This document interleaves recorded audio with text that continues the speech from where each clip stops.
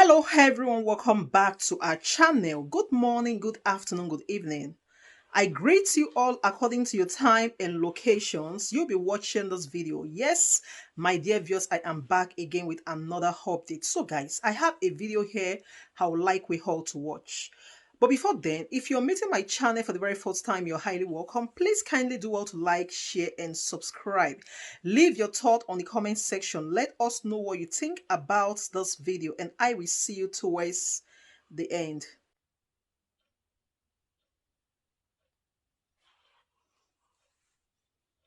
To endorse a particular candidate when it comes to electioneering in the National Assembly.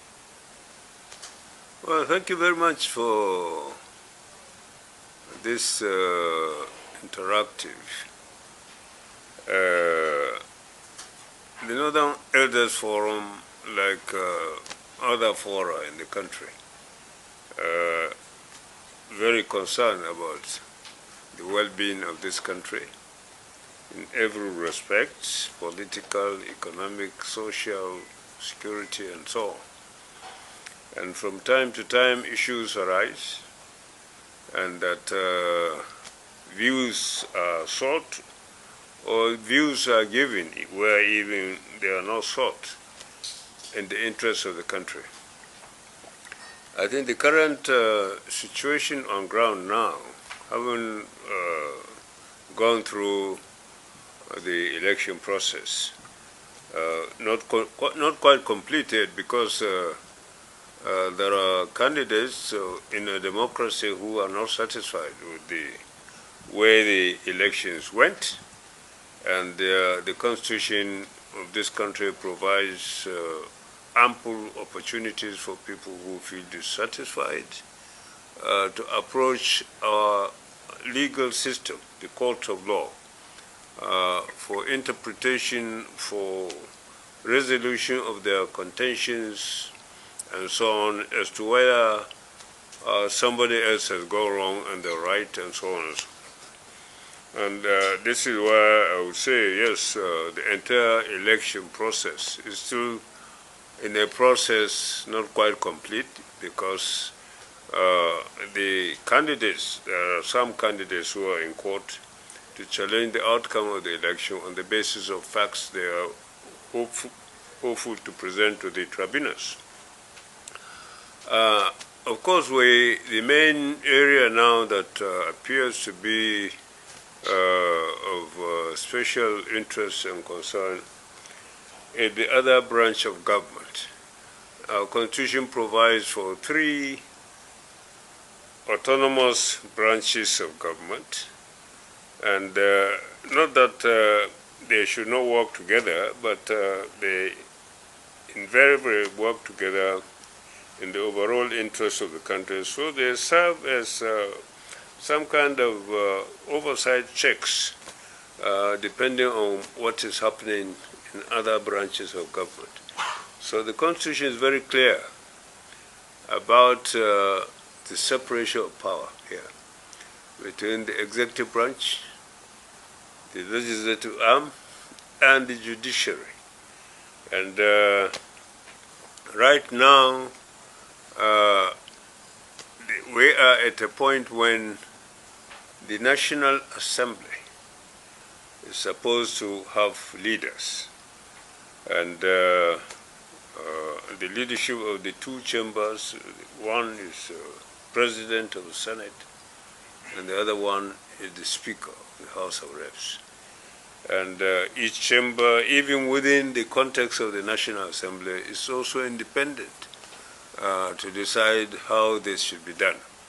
But the bottom line, the basic foundation, is the Constitution of the country, which stipulates very clearly that there will be such and such an institution, and that's how this institution will be formed, and how the institution is supposed to provide its leadership. So as far as we know, and in our own various discussions at the level of society, particularly at our level in the Northern Elders Forum, is to emphasize this point. The Constitution should be strictly adhered to by all concerned. And here by all concerned, I mean that the major concern is the National Assembly trying, or that is expected after declaration, to decide who will be the President of the Senate and who will be the Speaker and the other various other appendages that go with them. So we have already discussed this, and I think we have also, as Northern Elders Forum, come out to, through our Director of Publicity and Advocacy, who granted a number of interviews through the various channels of communication, radio, television, and so on, to send this message from our forum. And I think this message is also shared by a huge section of this country, that the National Assembly is an autonomous body that is supposed to decide is not just its leadership, but is also its mode of operation, as long as it is within the larger frame of the Constitution of this country. So, if we are going to be honest in giving advice to people who care about this country, is that the National Assembly members-elect should be left entirely alone to decide who their leaders will be in a process that the Assembly, the various chambers have themselves decided. They have rules that are very clear as to how nominations for those who are interested will come. You talked about somebody, I mean, a party that has larger numbers. I'm not worried about the large numbers. I'm worried about each member, whether he comes from a small party or whether he comes from a big party, to be able to say, yes, I'm interested in being the Senate President, or I'm interested in being the Speaker of the House of Reps. And it is the process that is already stipulated that will determine whether this man who comes from a small party will be elected by his colleagues.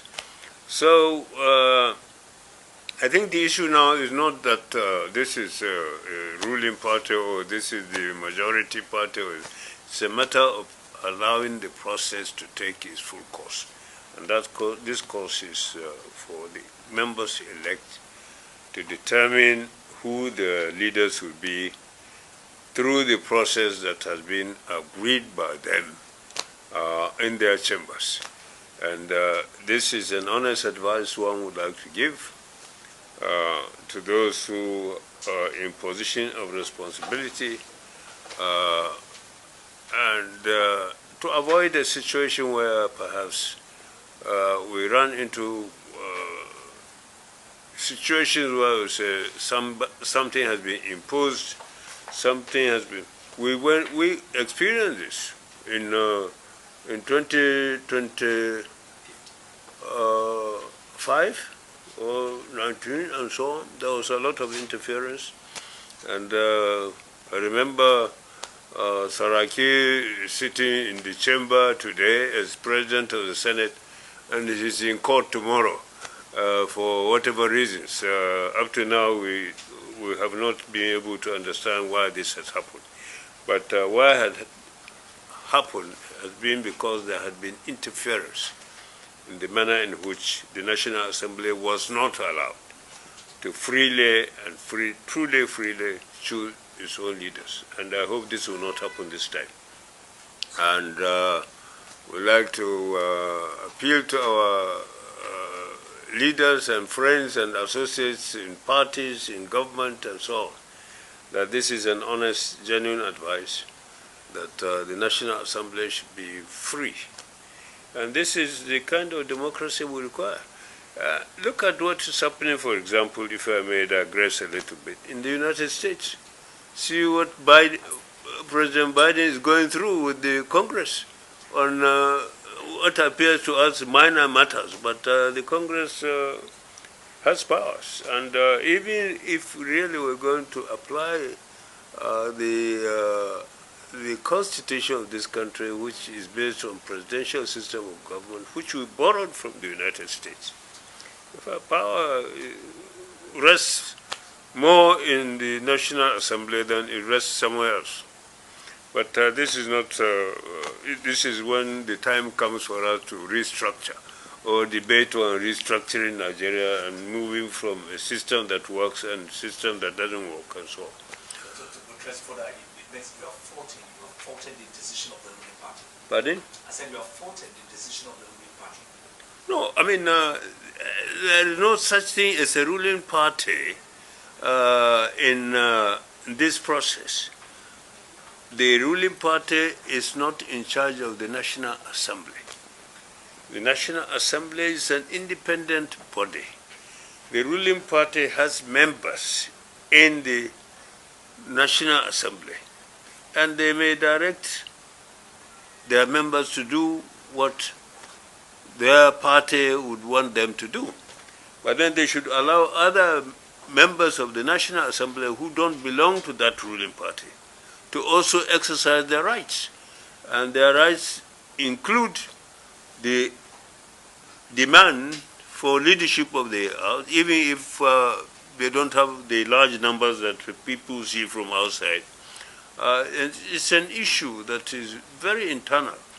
And the people who had served who are serving in the National, some of them have served for almost 20 years now. And they know themselves, they know who is who, and so on.